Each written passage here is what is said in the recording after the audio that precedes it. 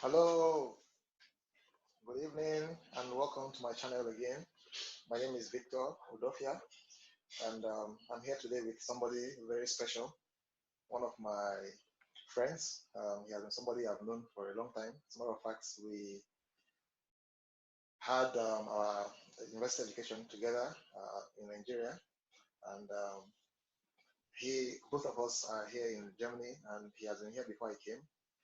He's very experienced, and the reason I chose him is because for today's topic, which is informing people that are interested in studying in Germany, informing them what they need to know, what they need to do, and I think the best person, in my opinion, to give this kind of information is somebody that has been on ground and who has the right combination of qualities that can, give information that can be far-reaching. That's the reason um, I'm inviting him. He's someone that back then in our time in the university, we left university many years ago. He has been one very, very, very uh, interesting person. When it comes to politics, he's there. When it comes to NFL, basketball, he's there. When it comes to classroom activities, he's there. When it comes to trends in science and technology, he's there. He's everywhere. He's everywhere. Street smarts, book smarts, is all of them in one piece. So I thought to myself that who is better than this person to give us this information. That's the reason I'm inviting him. He's Charles by name. Charles, you're welcome. Thanks for the privilege of um, coming online to help us with your wealth of experience. You're welcome. You're welcome, Charles. Yeah, thanks, Victor, for having me. Okay, thanks. Today, the reason uh, we are having this discussion is because we want to help people that are interested in coming to study here in Germany who might be having one or two challenges and not knowing where to start or what to expect, and why should they choose studying in Germany over other countries, for example, say Canada, the US, the UK, Australia, and what have you. So I think that's that. And just to guide our discussion today, I'm going to show you our agenda for today, which is going to be this. So this is what we'll be discussing today. And I'll be asking you some of these questions, and I want to seek your opinion concerning them so as to help the people. But before I start, I want to ask you a question. How are you able to, you know, marry all these qualities? Politics, science and tech, classroom, and everything. How are you able to do all that? Yeah, I mean, I would say it's born out of a personal drive, first and foremost to seek information. And most important of all, after getting information, you disseminate it uh, to those who don't know, you know. And also, it gives you the confidence also to speak among your peers. So if you have vast in multifarious fields, you have a very high chance of having a noble conversation with other people, regardless of their background and age, you know, and it helps you communicate better. So you make friends across age boundaries.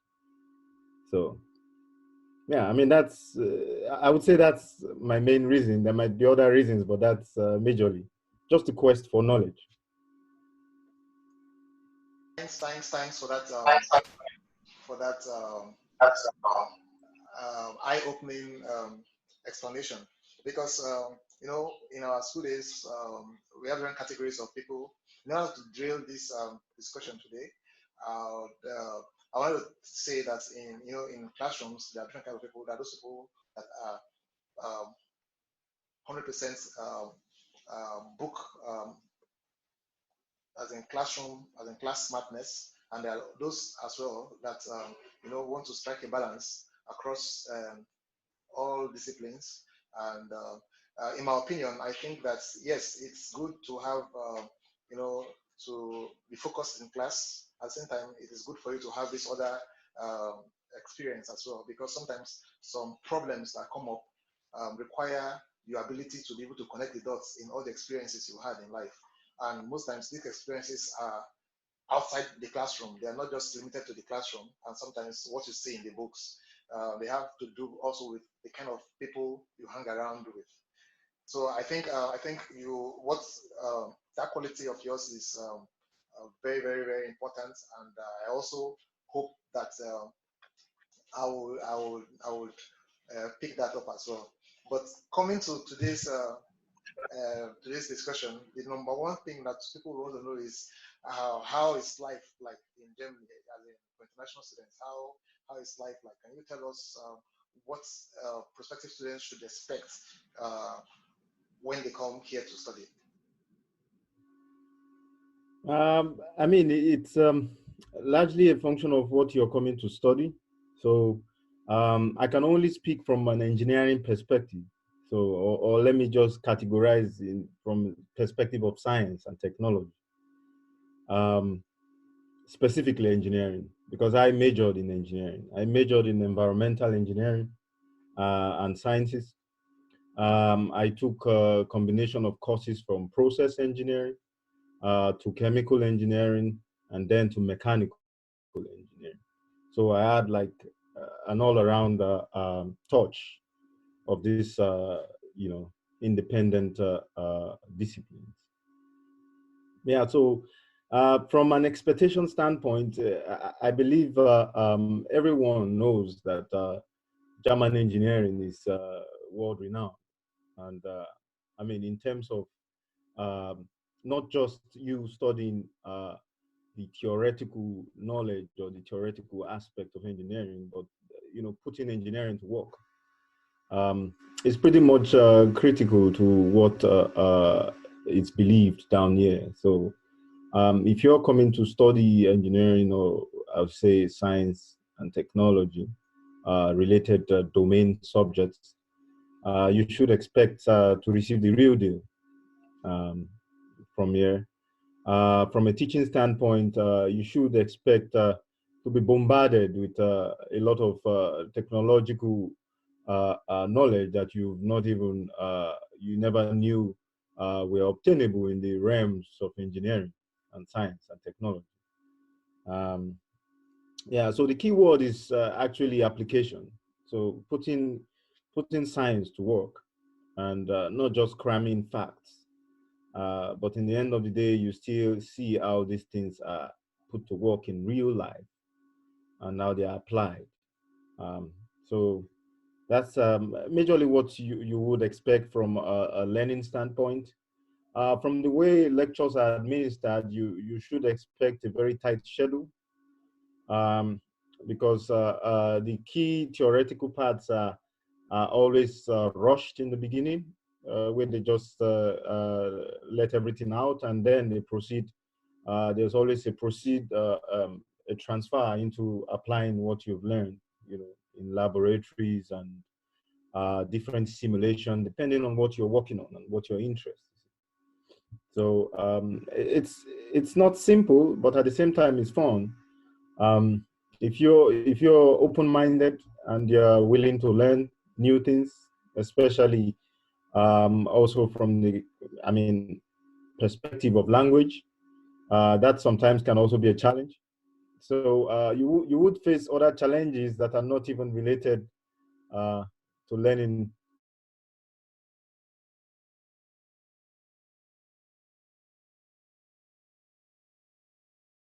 Hello. Okay. Now, sorry to cut into your discussion. Yes, you told us what it is like studying in Germany, and also all about how easy. There's the German culture, um, and also, for example, if you're coming from Africa or you're coming from Asia or wherever you're coming from, you could have your cultural background. How easy is it for you to be able to blend into this? into the German culture, as in for international students, especially for people with. Hello, yeah, are you there? I guess we lost him. Probably he will connect again. I guess we lost him. Uh, Let me see. Okay, I guess we lost him. Maybe his network is down. I guess we'll connect again. So the question I was asking is, I wanted to ask him is, how easy is it for international students um, that are from a different background to be able to deal with situations where uh, they come into an environment that they are not used to in terms of the culture and also the German um, way of life. I think so. But when we have him again online, I guess he's going to um, tell us about that. There will always be discrepancies from what you know, from where you're coming from the standpoint of language, so communication, the food, the weather, what you also expect from the people. The people are majority conservative. Um, Sometimes it's pretty much difficult to have a conversation. Uh, especially when they don't know you. So, I mean, contrary to what you see in Africa, you have the tendency of actually speaking to people you don't even know. But that's a bit difficult here, to have just random. So yeah, but other than this, I think life is almost still the same. So life in Germany is a bit, of course, on the high side for a student, depending on where you choose to settle in. So if you settle in the interlands, of course, it's a bit cheaper. But in the major cities, life is pretty much expensive.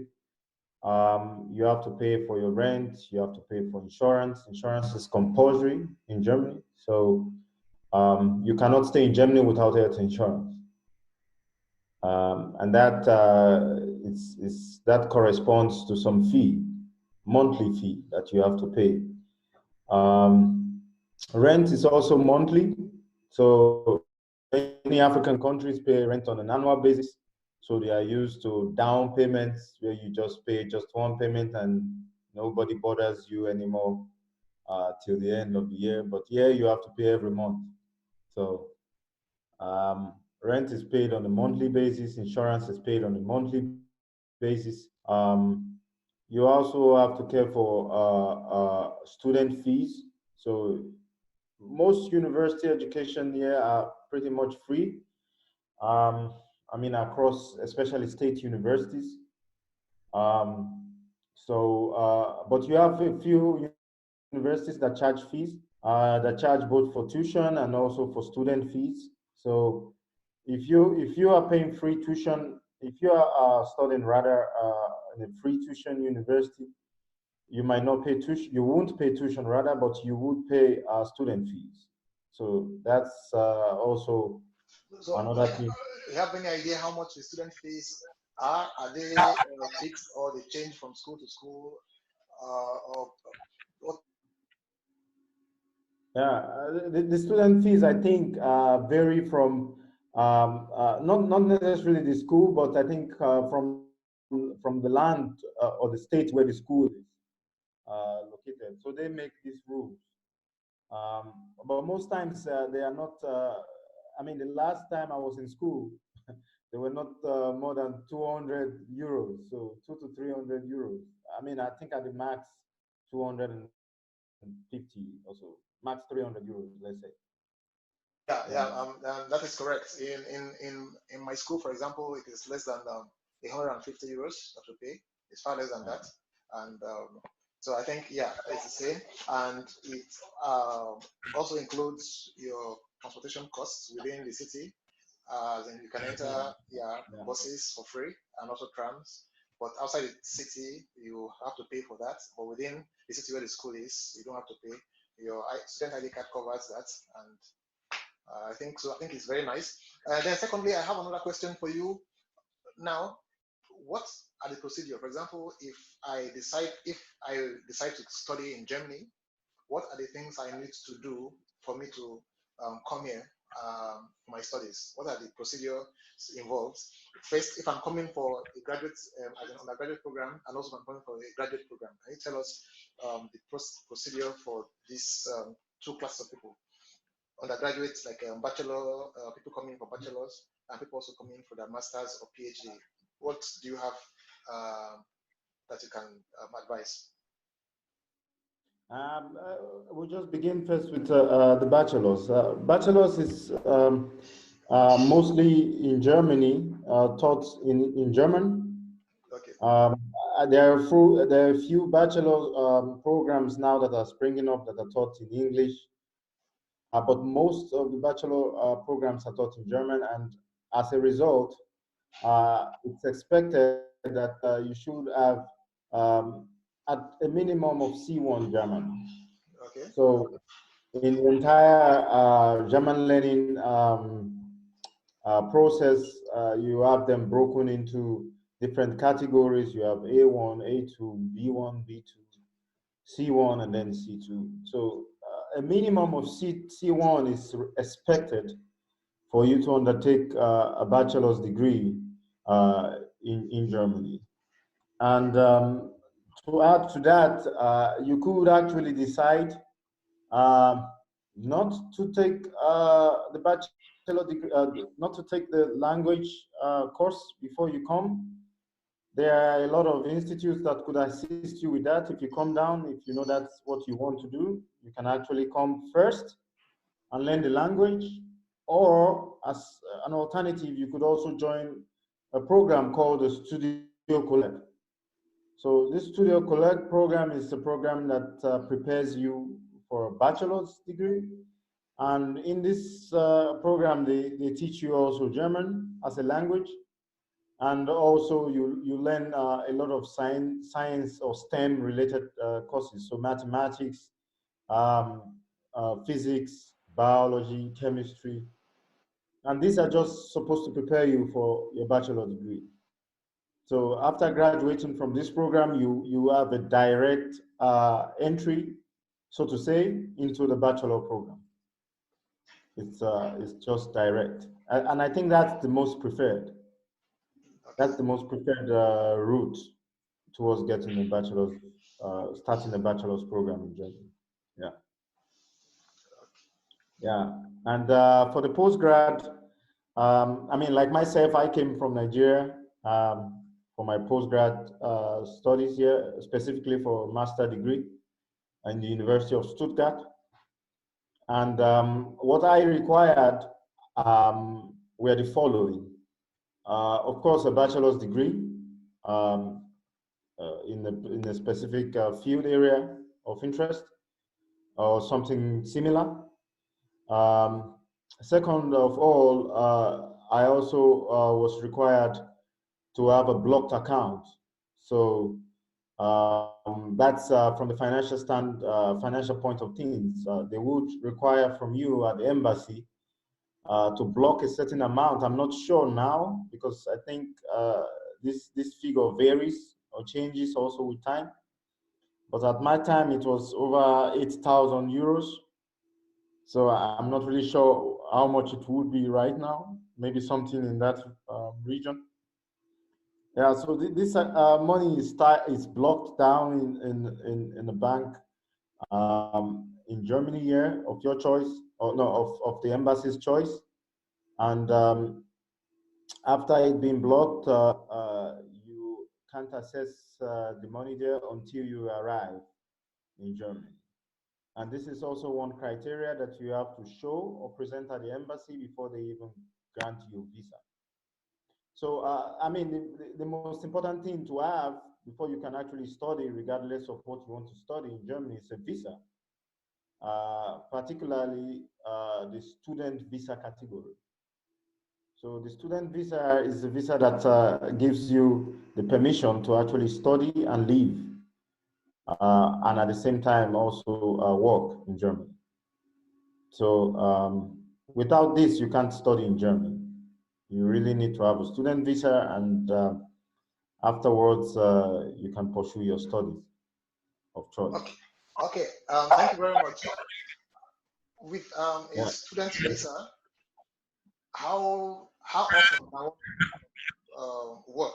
For example, if someone needs to work to supplement their income, is there can the person work all through, or there's a limit to the number of hours one can work in a week?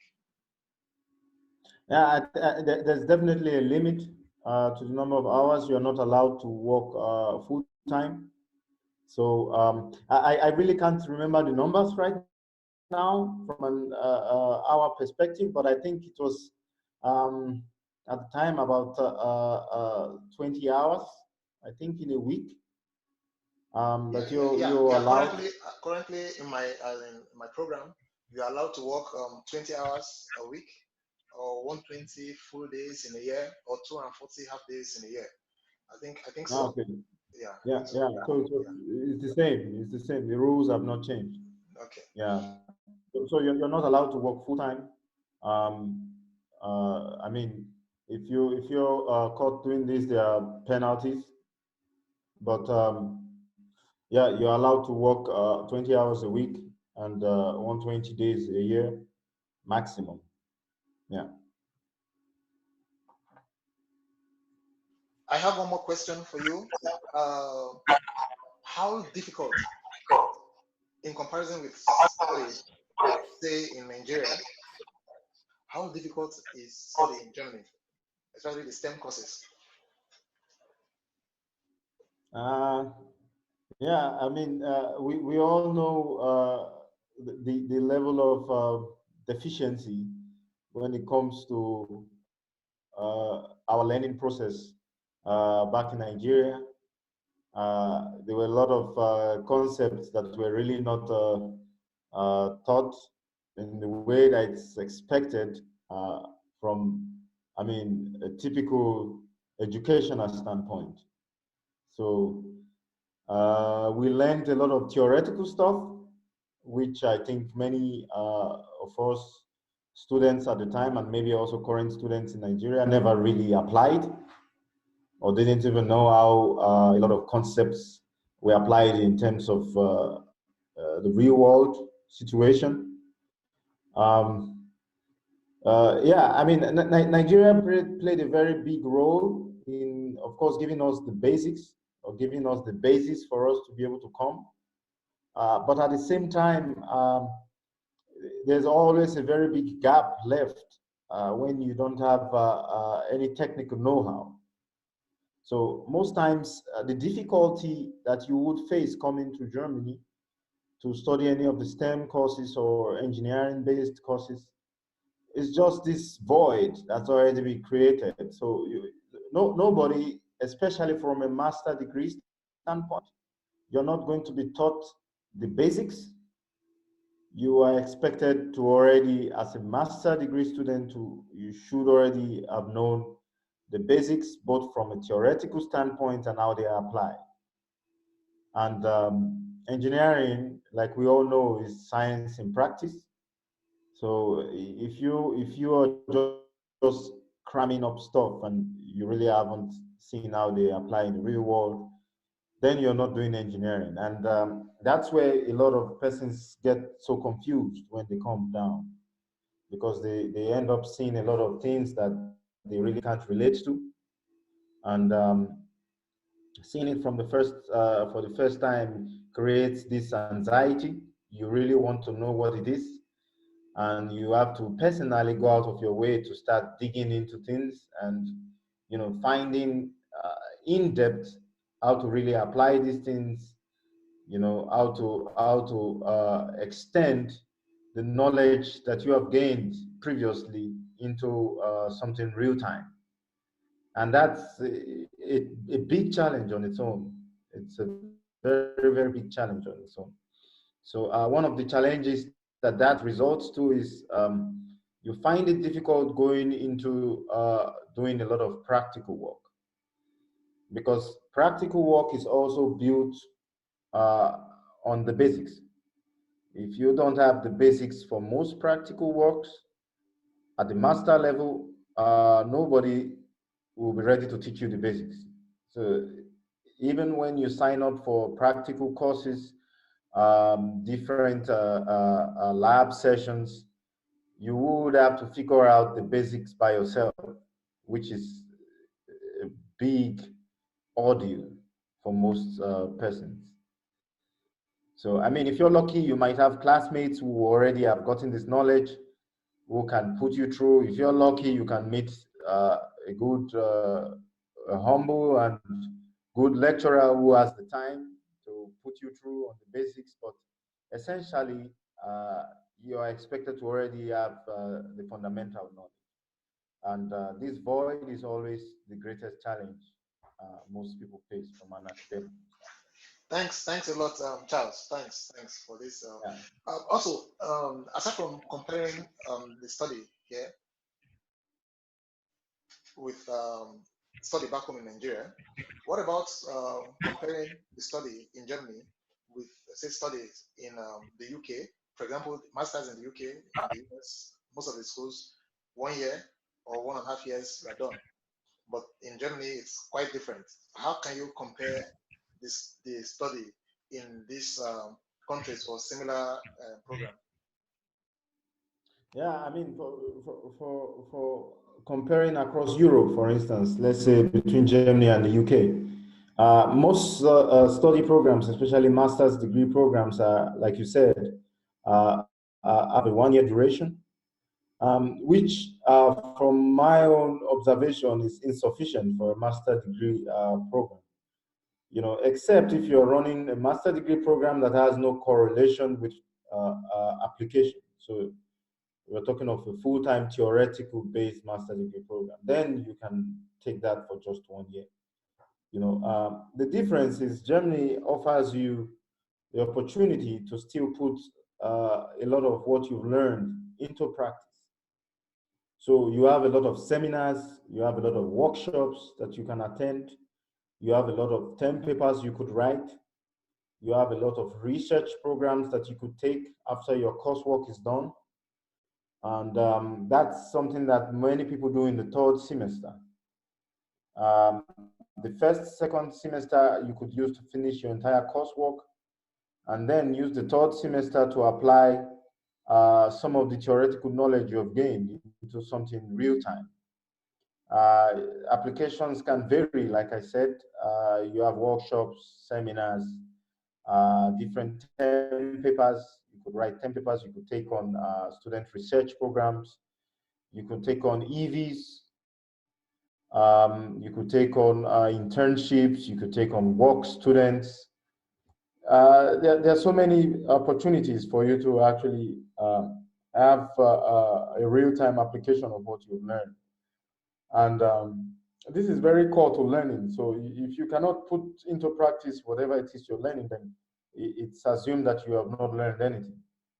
Um, yeah, so that's the edge I would say they have over studying a master's degree in the UK, which of course we all know is just for 1 year duration, and afterwards you're expected to have concluded your studies, and you know you start looking for ways to apply them through jobs.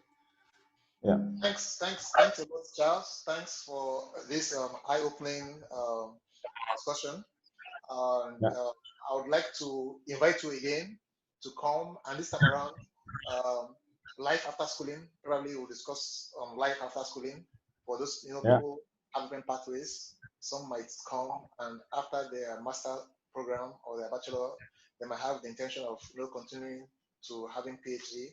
Some might want to stay to work for international experience and exposure, while some other Yeah. people might want to return home.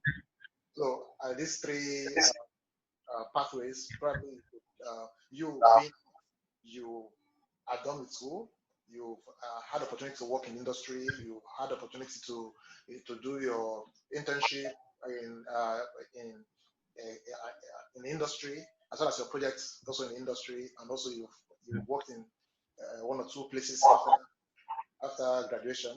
Probably you could help to tell us more that regard. Maybe in the next video, we'll not do that today, not to keep it Yeah. short. Uh, I am hoping that when we call you again, you make out time from your tight schedule to address us again. Thanks, I really appreciate. Sure, sure. I mean, it's always a pleasure to give off information. You know, like I said in the beginning, it's one thing to get information, it's another to give it out. So Okay. information acquired should be given out, Okay. not stored. Okay. Yeah. Thanks. So Thanks. it's always a pleasure. Yeah. Yeah. Thank Okay. you too. Thanks. Today, that's what we have for you. I hope you guys have been able to learn one or two things about uh, living in Germany and schooling in Germany. And for those people that are interested in coming to Germany to study, uh, at least I hope you must have had one or two things. If you have any question that you would want, you could leave them in the comments. You could like the video. You could share it with friends that you think would be interested in this. You post your comments, and we'll try to answer those questions. And if need be, we can incorporate those questions into our next uh, into our subsequent videos and see how we can address them. And the most important thing is being able providing solutions to the challenges that we face day to day. So I think and I hope that this has been worthwhile. Thank you, and enjoy the rest of your day. Bye.